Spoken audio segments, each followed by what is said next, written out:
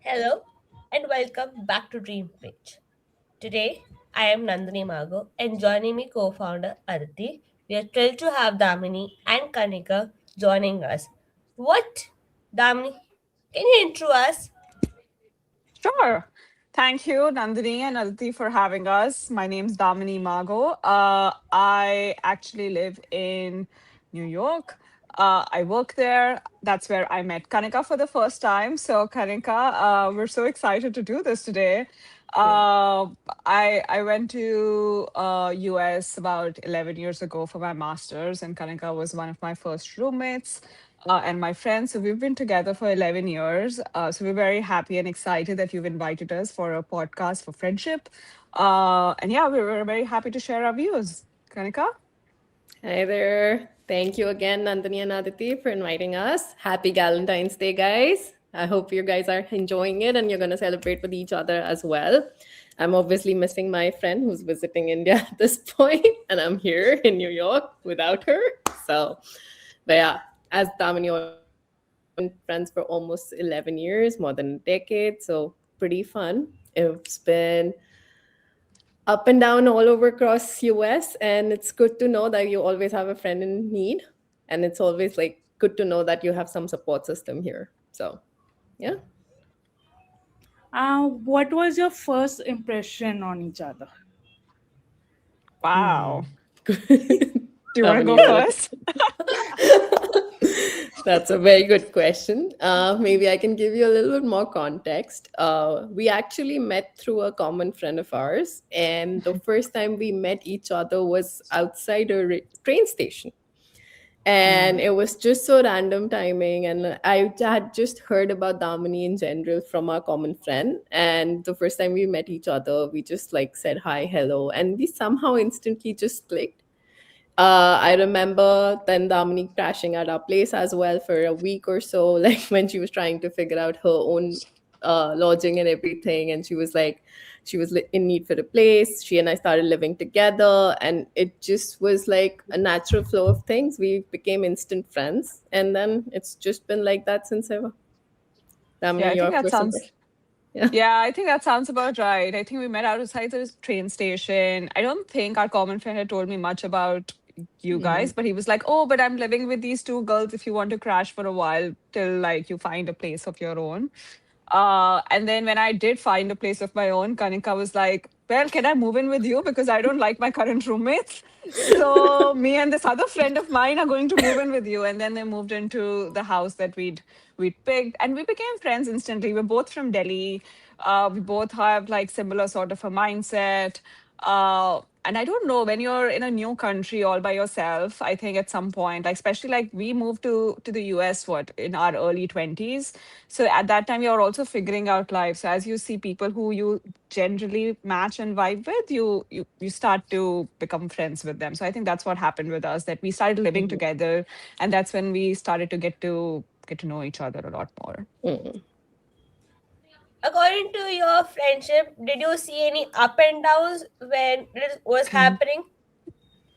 Up and Especially both down. of Well, I can start here. I mean, we've been together for over a decade, as Kanaka said earlier. So, I mean, life is not a straight curve, right? It goes up and down, and it's up and down in our personal lives, but also it's up and down between us, right? No two people can be like be friends, happy friends forever. There will be fights. There will be some miscommunication because that's just how people interact. So I think we've seen pretty much everything where we've seen ups and downs in each other's lives. We've been there for each other. We've seen between each other. So now we also know what, say, for example, I will know what Kanika likes and what Kanika doesn't like. Or when Kanika is angry, I know how will she behave. So I'll either like I'll work according to what she wants at that point in Mm. time, right? Yeah. And I think she does the same thing for me. So I think we've seen quite a few things, and especially when you're living alone in the like away from your family, away from your usual life, then of course you rely more on each other for your regular things, right? For example, when I fall sick, then I'll probably call her that, oh, I need help, or oh, can you do this, or can you take me to the hospital, or anything like that, because we don't have family. Then here you everybody has a family to bank on. So yes, I think we've seen enough. Mm, I completely agree on that. Like, and especially both her and me, we have like done we after graduating we moved cross country, and we were the only two from our group of friends who were like now living far away. And even then, even though we both of us were in California, we were not in the same location, we were still far Hmm. away, but we made sure like to travel and meet each other, stay in touch. And that's, I think, what friendship counts for most. Obviously there's going to be always up and downs, but what matters more is like those up and downs don't affect your friendship, and you actually make the time to stay in constant touch and be in each other's lives irrespective of what happens. And that's, I think, the true test of friendship, I want to say, at the end of the day. So I guess you can say we were both able to pass that Finally, test. there's like distance help, like long distance friendship in your case. Sometimes, like when you move, Hmm. let's still keep in touch. Yeah. How do you handle it? I would say one thing I really appreciated about Damini, and I've told her this as well, that Mm. she's really great at communicating, and she loves to stay in touch. So she would like message you asking how you're doing once a week. If nothing else, she'll just call you asking what's going on and like keeping in touch with you and staying in, like basically asking about updates. And that kind of helps because now you know that, oh, somebody's remembering me, and there's this one person who cares to ask about my well-being. So kind of that thing I really appreciated about her, and I've always said it to her, like I I have never been that person, and got to learn this really nice thing because of her, that how to stay in touch with people and the connections that you care about. And eventually I want to say, yeah, like considering today's technology, you have FaceTime, you have video calls, you have everything, so it's actually easier nowadays to stay in touch. It's just more about taking the effort. Namni, you want to add Yeah. on something? Yeah, no, that's really nice of you to say. So I appreciate that. But no, I think with long distance, I think especially as you grow older, people get busy with their own lives. They have their own life, like they have their work, they have their house life, they have new friends, especially when you move away. So I think the important thing is again communication, trying to like you don't have to text constantly, you don't have to call constantly, but once in a while, I think you need to make that effort. And if you are in the same city at some point, you have to make the effort to at least meet once and just not talk also like superficial stuff, right? Ki, oh, how are you? How's work? How is very you have to just build that connection. So eventually you know that you're in each other's life. So I think, yeah, communication and effort, I think, is your key ingredients to maintain any long distance, whether it's a relationship, whether it's friendship, you have to sort of build onto that. How you can understand between a friendship and love when it comes together? That's very interesting. I think friendship is love, right? I think as a community and society, we only think that love is only there for, I don't know, our partner or a romantic relationship, right? I think love exists everywhere, whether it's our parents or family or siblings or even friends. So, like, I would say I love Kanika, but I love Kanika as a friend. Like that'll always be true. It's not only like love is not only restricted for say romantic relationships. So I think from that perspective, I think you can love your friends. But yes, if the question is more along the lines of like if there is a somebody who you develop romantic feelings for, but that person is your friend or was your friend, that's a tough line, right? Like then we are getting into the lines of a romantic relationship, which from my perspective starts from friendship. You have to be really good friends for you to be good romantic partners, because in life also throws you ups and downs. You'll go through almost everything together, so you need that friendship as your baseline to come back to. Everything else fades away. So I think, yeah, friendship, you you do love your friends. There is love is more than just romantic relationships. If that's the key. I don't know, Karika, do you have any No, I completely agree with thoughts on? what you just said. And I really believe like there's some sort of love in friendships as well. And a lot of my friends, I want to say, are at this point family to me. Even like Damani, Mm, we have repeatedly said this to each other that we are family to mm, each other at this point because we've been together for so long. We are so far away from our families. And eventually, your friends kind of become your family. So it's like that love always exists there. So as she said, like it's beautifully put together that love is not limited to just friendships or romantic, or like friends or sorry, family and romantic partners, but also extends towards your friends. Because I feel friends really are important in your life. The way you grow up with your peers is very different, which your family can never teach you. Like the growth you have with your friends who are in the same mindset, same age group, same everything as yours, going through the same life cycles, it's very different as compared to what your family would teach you. Obviously family is also important, but at the same time friendships are equally important.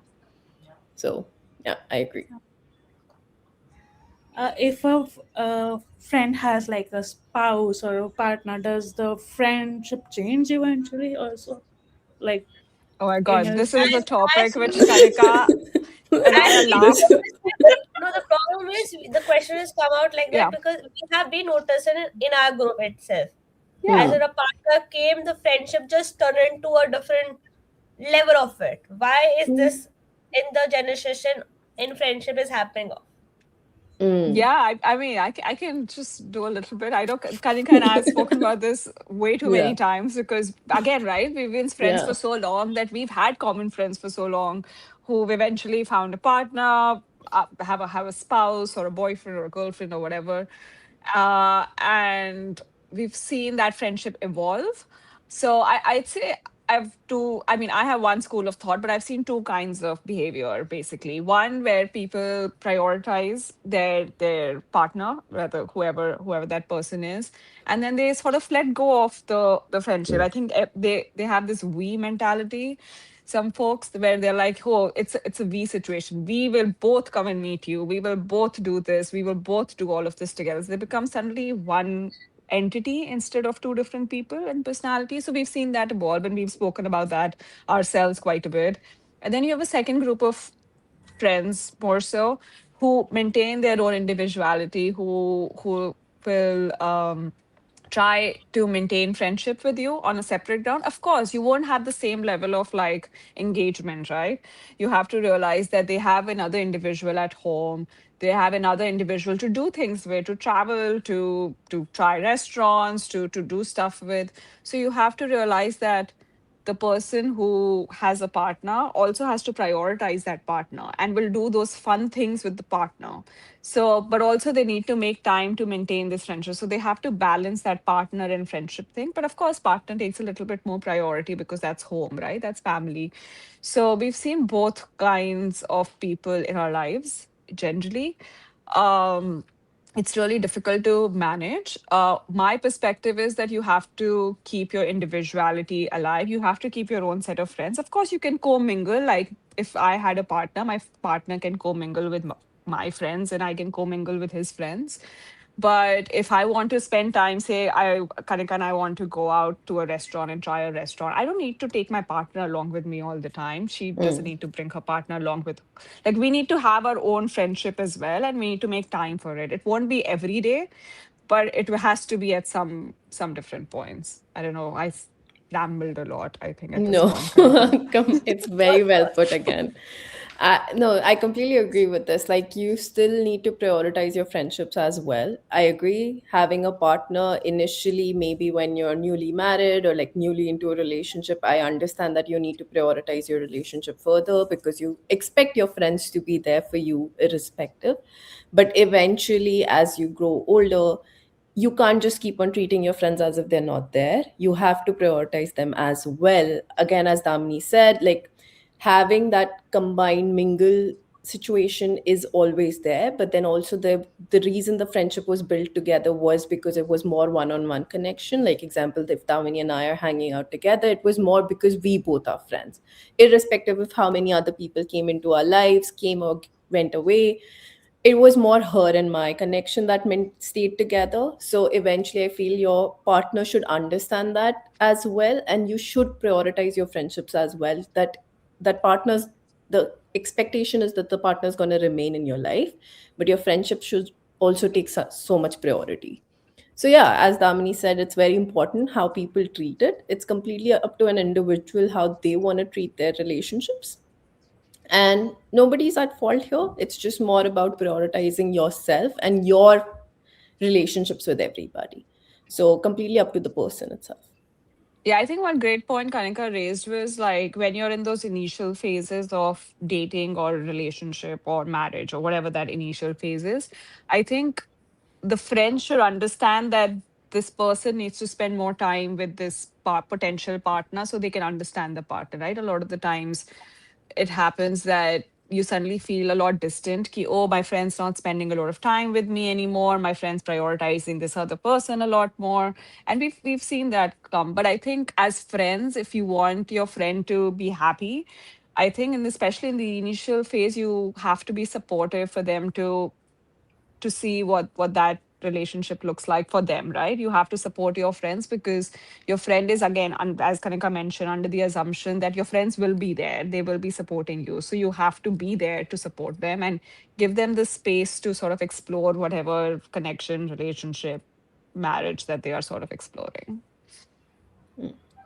How can you justify the toxic people or novel friendship or real friendship? Example, we have to keep some point of view in the group or in the general group in friendship. They think that we are toxic people, or in what ways? But just we keeping our point of views in a friendship. As if you say it's a family or it's a close friends group, we have right to keep our point of views when we put our point of views, but they think that we're toxic people and they block us simply and say we don't want to keep the friends with you Mhm. or family with you because we are toxic people Mhm. simply to keeping the point of view. Because we lost a friend last year. After that, I have not shared my point of view with anybody in the group. They have told me many times to share it out. When I shared it out, they simply block and we are toxic people. Why this happen as a family? You I think say I'm going to it's a let Kanika start this one Okay. because it's close to her right So now. one of the biggest thing in friendships is, which I feel you cannot have with your family specifically, is the agreement to disagree. The fact that in a friendship there is, you can be have multiple opinions, you can still come together and be stay friends, but the biggest part is that you are agreeing to disagree. So at the end of the day, what matters here more is like, are these people who are in your life as your friends, irrespective of you having different point of opinions, are you able to still stay together, communicate with each other, be fine with the other person having their own state of thoughts, is kind of important. And I feel like if that's not there, then that friendship was not built on a solid base. As I said, like Kamini and I have seen our up and downs as well. We still have a lot of difference in opinions about a lot of things that we do together as well. She might like the example, one of the biggest things that I want to say is like, she and I have very different choices in music. She wants to go to certain concerts and I just say no to it, and she doesn't mind that because she understands that I don't like that music, and so certain things that I do she might not enjoy. So but that doesn't mean that we can't be friends. You can have your own choices, your own likes, dislikes, and everything, and at the end of the day you can still come together, be friends, bring that like different point of views or opinions into the friendship and help you grow your own world. Even though I might not like the same music, but because she tells me about Taylor Swift, I actually heard a few songs of Taylor Swift and I Let liked me them let me eventually. let me Just say saying, I'm not she's a a Swiftie. Swiftie. She is I'm a just saying Swiftie. I'm not a Swiftie. Okay, this podcast is going to become something else otherwise. I just want to clarify that on record that I have an eclectic taste in music, which is quite spread out from like all the cousins to Taylor Swift. But let's move on. Well, yeah. So basically, being friends kind of helps you out because that way you are able to learn a lot more and open your point of view as well to a lot of other things which I might not know about because she has explored them. I was able to learn about those topics through her, and eventually now I have that point of view that I want to do the same thing, right? So I would, it's completely, this is where your friendship stands on a solid ground, that irrespective of the fact that you have different points of views, you want to come together, you want to have that friendship with each other, stay together, talk to each other, want to reach out, do all of those things. Like, that's the first thing that should be in your mind. If that's not happening, then that friendship is not on a solid ground. Damini, you want to add Yeah. anything here? No, I think that was right on point. I think you have to. I think everything starts from respect, right? You have to respect other people's opinions. And as Kanika mentioned, really like pretty correctly, is that we disagree on a lot of things, but it's not the end of the world, right? Like then, like as long as it's she's not telling me what to do or I'm not telling her what to do, like we don't interfere in each other's lives as such, in the sense that we'll be like, no, but you have to do this way only, or you have to do this way only, right? Like we don't do that. We'll just say, this is my thought process and this is how I'm thinking about this, and at the point you're having conversation, you have an inbuilt idea of what you want things to be. But maybe later on when you go back home, you think about it, it's like, oh, but maybe this person said it this way, maybe I should think about it. So it opens your perspective a little bit more. So I think as long as you have to be open minded in terms of understanding what people are saying, and you have to respect it, and every friendship or every relationship is based on respect. So I think the whole blocking system, as you mentioned, Nandini, I'm not a firm believer in blocking. Like you can just step out of the friendship if that doesn't suit you. But you can also block people if you want mental sanity. But I think you have to be free and open and comfortable to share your opinions. You don't have to like suppress it essentially, because then you're not friends then. If you can't speak your mind, then it's hard to say that you're friends, because then you're constantly walking on eggshells, or maybe I should say this and maybe I shouldn't say this because maybe this will happen. So yeah, you have to be open to listening to other people's opinions, even if they are different. And does ego destroy friendship? I I want to mean, say, go I ahead. want to say yes. It depends. So this is where this plan comes in, right? If you have ego, as Damini said, that basically you will try to, if somebody's trying to put their opinions on me and like not agreeing to have the fact that we can have difference of opinions, and that ego comes into place, that can always destroy friendships, right? Because you are trying to make sure that the other person is just succumbing to your idea of how things should be, which is not all, which can be right. I'm not saying that person might not be right, but at the end of the day, I feel like you can have that ego can always affect your friendship. So I think you need to figure out where to how much you want to take a stand versus how much you want to let the other person also shine in your life, sort of thing. Yeah, I don't I know. totally agree with that. I think yes, ego does kill friendships as well. But I think what you need to have is your non-negotiables, like some things that you're like really particular, and those comes from values, right?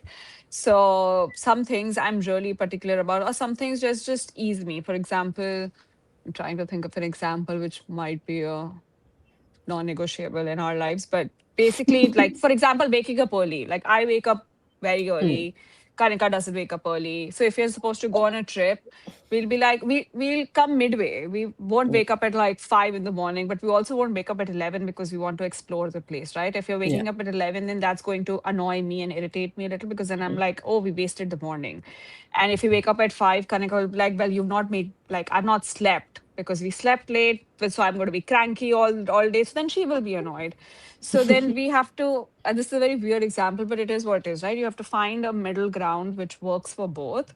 But also there are some things which are non-negotiable, that I need to have breakfast in the Hmm. morning. I don't care what you want to do, but or actually not breakfast. For me personally, I think it's coffee. Like I really need coffee in the morning, right? So I don't care. We have to find a coffee shop before I can think and do anything. That is my non-negotiable, and then she knows it. So Hmm. as long as you know what your like important things in life, or some things you can let go. You like, I don't care about this. Agar ye nahi bhi hua, I'm okay.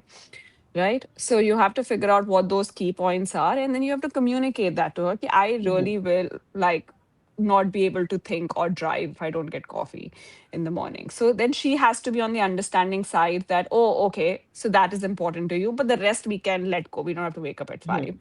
So I think it's understanding what you also can't be like, nobody can like I can't continuously say, oh no, but you have to wake up at 5, I also need coffee, I need these 4 other things.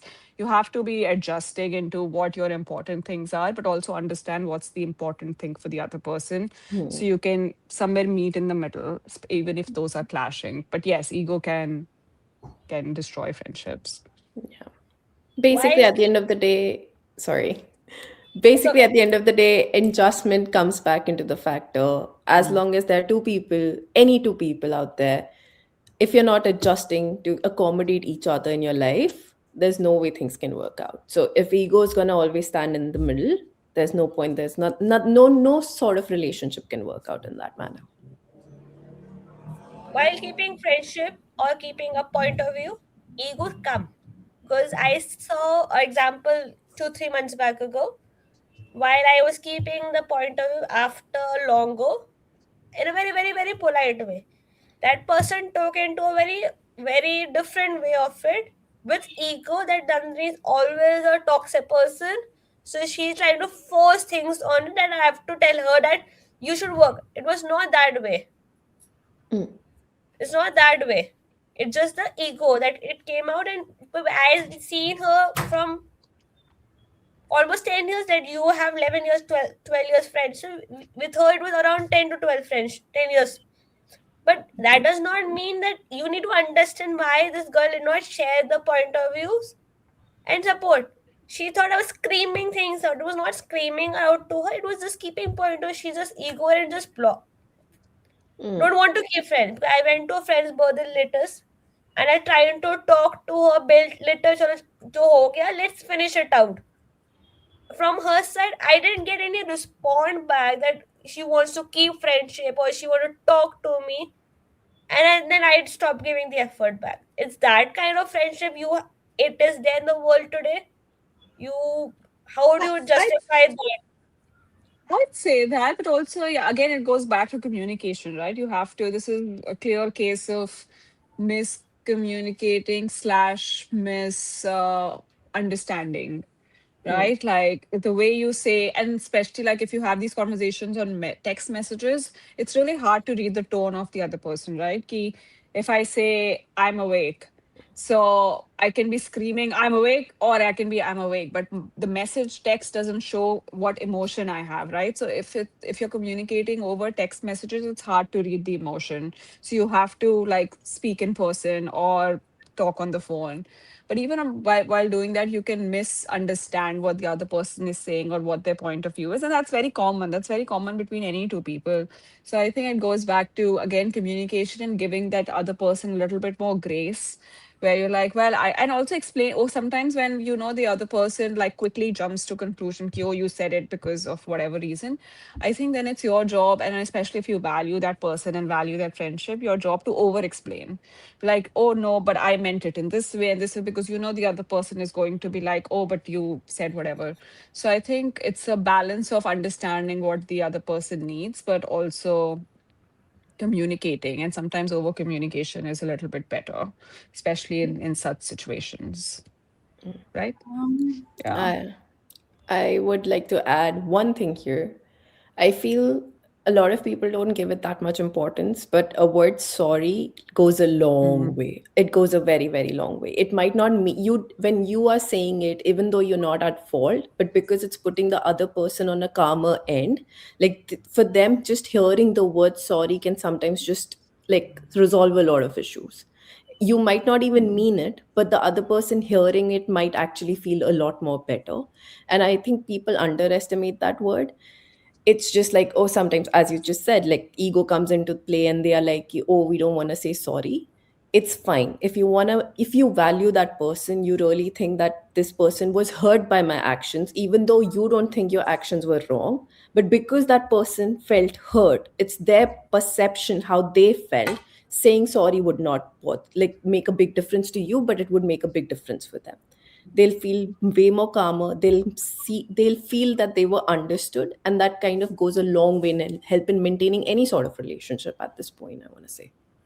Yeah, I think that's a really good point. I think just apologizing sometimes Hmm. without knowing Yeah, you don't is a have good to thing. Yeah. feel that I am at fault here. You had your own stance, but the other person also had their own stance. But because their perception was that they felt hurt, saying sorry would not make you a smaller person. It would just make the other person feel better. So that how does it matter to just say that word out there? So That's how I feel like, and I feel a lot of people underestimate this feeling, that how it can make how somebody else can feel better, because a lot of people in this world don't want to do that nowadays.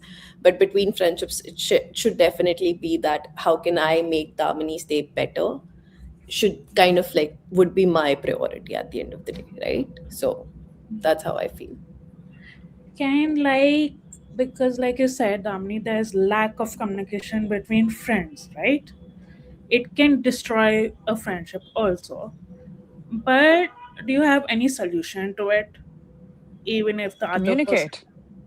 i- if they don't communicate, then And then what? In that what Um, ways?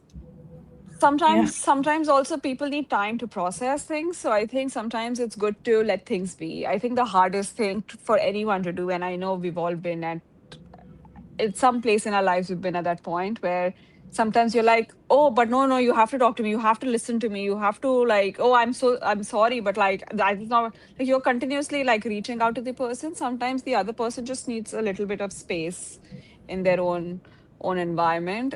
So I would say giving them a little bit of space first is good, so that they can go back, they can recalibrate, they can think through things, and then again trying to reach out after a while is good enough. Then after, you have to make the effort, right? If you are at fault, even if you're not at fault, if they didn't like anything that you did, right, as Kanika was pointing out, just saying the word sorry and just explaining yourself once is good. And if they're still a little bit like, oh no, but I don't want to talk to you, give them a little bit of time, give them a little of space. I think you need to respect other people's need for space and need for not wanting to talk, right? You can't just because you want to be friends, you can't enforce that on anyone else. Friendship is a two-way street. The other person also has to come to the table for it. So I would say give them space, but also make the effort to reach out from time to time so that they know that you're still thinking about them, they are still important to you. uh, and then yeah, that's what you do if someone's not sort of willing to speak to you. Yeah. I think so. We'll wrap this up. Sure. Before Yeah. we Whatever end you guys this, want. Yeah. before we end Before, this, but how today's world friendship has become more difficult. Choosing the right friendship, right person. How do you justify that? Second, first thing. Secondly, if that person is telling on my face or somebody's face that is very easily to move on, because I heard that on that one of the parties. So you want to move out with this friendship out, but you can't say if you go into somebody's house, then you have to adjust accordingly. And you can't show the other people that you are not talking to me, or that particular person, because we had a fight. But that day, not one particular person asked me, many people have asked me, are you talking to that person? What has happened with it? How is this? Because I don't have answer, because it's between the friendship. When we have a lot of fights with friends, why the family member or a parents get involved between the friendship, lover, relationship, not particular friendship, it in general way may why parents get involved. It's our friends, it's our friendship. How we have to handle it is our responsibility. Because of that, our friendship has got broke out with that particular person, and it is she's saying that on my face is easily to move on while just keeping point of views. How will you end up the podcast from both Wherever of you your want to point start. of Uh, so, okay, if as far as what I understood from your question was, if parents are getting involved in a friendship, there's a reason behind it. First of all, obviously, your parents, like example, I can at least say for myself, in my opinion, anytime I've had a fight with my friends, my mother has been able to see that I'm not happy, and obviously none of your parents ever wants to see the child unhappy. So that's why they're more involved in kind of asking you or probing you order to understand what went wrong, or if they can share any sort of opinion with you, that how you can rekindle your friendship, or like what you can say or do sometimes, because their experiences have mattered a lot in their time. Maybe those experiences can come in handy for us in trying to resolve the issues that you might have had with your friends, right?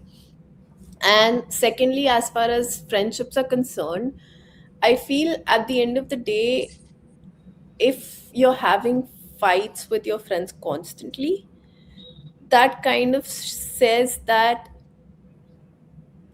maybe it's time to let go of that person. There are a lot of my friendships which were in school, colleges, which haven't retained with time.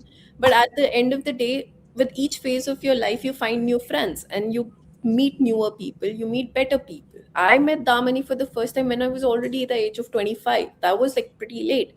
But we became such good friends that it's been a decade and we didn't even realize that a decade has passed for our friendship. So, like, people think that only friendships from your school, childhood should last. That's not true. You can make friends at any point in your life. My mom made friends at the age of 50, 60 when she moved into a new society. She kind of found new people who she like was able to relate more to. So it's at any age that you can find friendships, and sometimes you just have to let go of those friendships which are not working out for you. Why make yourself, or like, the being in a toxic friendship is also not a great thing, because you're not keeping yourself happy or the other person happy. So sometimes it's just good to let go, and your parent will always be concerned for you irrespective of how old you grow up. I am 35 at this point. My mom still cares a lot about how my day is going, what I'm thinking, what my mental status. She asks me all of those questions, so that you can never change. I Yeah, mean, I think that's yeah, I think that's fair. I think with people, like especially when parents, right? They are always thinking good for you. They might be thinking in a very different way, but the intention is always positive and it's always good. So I think you have to give them a little bit benefit of the doubt and be like, oh, okay. But then you can also like if you have a difference of opinion, even with parents, right? You can calmly put that across. That's totally okay. That's what then again it goes back to again communication, how you communicate and how you over explain sometimes. So I think it's okay for parents to, and sometimes, and I've seen this in like my life too, like especially my mother, like they'll know which friend is like, even when I was a child, they're like, oh, but this friend looks a little bit whatever. And I won't recognize it then, but like 2, 3 years down the line, I'll recognize it. Whatever my mama had told me at that point was actually right. Sometimes they have an instinct of knowing how the other person is. It comes back from experience, right? So I think you need to have a little bit more faith and trust in those opinions, not 100% because you might be seeing a different angle which they might not be, right? So you have to just communicate a little bit more with them. But generally, in terms of choosing friends, I think because now we're in this world of social media where everybody is connected, everybody thinks everybody is a friend, which is not true, right? Everybody's connected with each other. Yes, everybody, like if you post stories or if you post posts, then everybody knows what's happening in each other's lives more or less, but they don't know the details. Nobody posts the bad stuff or stuff that they're struggling with, or even some of the good stuff. They don't post it on social media. Not everybody does that. So I think that should not be taken as a metric that you're friends. People who actually show up in your life, who check up on you, who not only just check up on you, who celebrate your wins and like sit with you in your losses and you do good things, you spend time together. The actual physical spending time together, I think that's where you decide whether you're on the same wavelength, whether you like doing similar things, whether you can communicate, whether you enjoy spending time with each other. I think that's how you choose friends, because that was, I think, your first question of how you choose friends. So not everybody that you meet, everybody on your social media account, not everybody is your say very close friend. They can be acquaintances, they can be a little bit distant friends, but they probably won't be the people I'll call like if I'm in trouble, right? So you have to make sure that you have a close circle of people that you can trust, that you can call for whatever reason. And also, like, it's not just them showing up for you, right? You also have to show up for them. Like, if they are in trouble, if they have a win, they got a promotion, for example, you have to celebrate that because that's what people do. They stand up for each other. So that's, I think, the way to choose friends, people who are there physically in your life. You like spending time with them. It's a two-way street. You are there for them, they are there for you. And move outside of that digital world, because I think we misrepresent friendship through that digital world, that oh, I have, I don't know, 500, 800 friends. Nobody has 500, 800 friends. Nobody can maintain 500. Can you call 500 people like in a week? No. Can you call 500 people in a month? Probably no, because you are dealing with your own life. You have your job, you have your other things to do. So I think you have to show up for people, for them to be like your really, really close friends. You can have distant friends, but you need to be really tight, and show up for you to choose good friends. Yeah. You want to add something, Aditi, into this? Yep. I have a final question before we wrap up, because it's on friendship, and you guys have been friends for a really long time. I'd want to throw the question back at you as to how do you feel your friendship has evolved, and are you guys really good friends? Who's gonna start? Aditi, let's start with you. Okay, I think like over the years, first I used to think that she has like a very ego and she's like a stubborn kind of girl. She's like that. Then during the years, I used to get to know her. I'm like, okay, she is a person who listen and give you advice when you need it, or she'll just listen. She's that kind of person. But sometimes it's stubbornness, ego. Stubbornness comes. Ego, there's no problem. Stubbornness is still there. Now you, Nandini. Nandini, I your think turn. I think over the period, not I'm gonna talk particular Aditi. In general, I had a lot of good friends in school, but keeping that in mind, I think with Aditi, with Tavishi, is Tavish is not at the podcast. These two people have made me as family, and I think I'm able to share things out. She's a very good listener, by the way, Aditi and Tavishi, especially both of them. And I think because of that, I was able to tell that person that I was feeling that things out. They can push me out to think. I think I thought Aditi is a very different person. She might have different thought process, but no, I think with your same way of friendship, I think my and Aditi's friendship has become like that. I think the effort, the work friendship, I think most of the time, me Aditi has spent more time more than the other people. So I think thickness friendship has become that way. She's a very good listener. She's the good way of thing. I think I can any time of the day or any time of the night I can just message her up or call her up. I think that way is a good friendship that I have been seen. But there are a lot of up and downs in anything, all friendship. But end of the day, the other person need to understand that we are keeping some point of view or keeping something. I think when parents come in between, I think friendship gets spoiled out because parents take calls and you don't even want to keep the friendship. That is not the way of friendship. It should be between the friends. But I personally feel I think me and Aditi has the same way or Tavishi has the same way. This is my view of seeing friendship. Do Nice. you Thank wanna you for just sharing. end? You wanna end and tell the world how they have to keep some friendship or something like that? Out of your point of view and see it out. Are I think, as Damini said multiple times, it's all about communication and giving each other your space. Like if somebody's like everybody has their own life going on, everybody has their own priorities. So giving them their space, but still staying in touch and communicating is all you need in a friendship. And if you are there for that person, and they are definitely going to be there for you.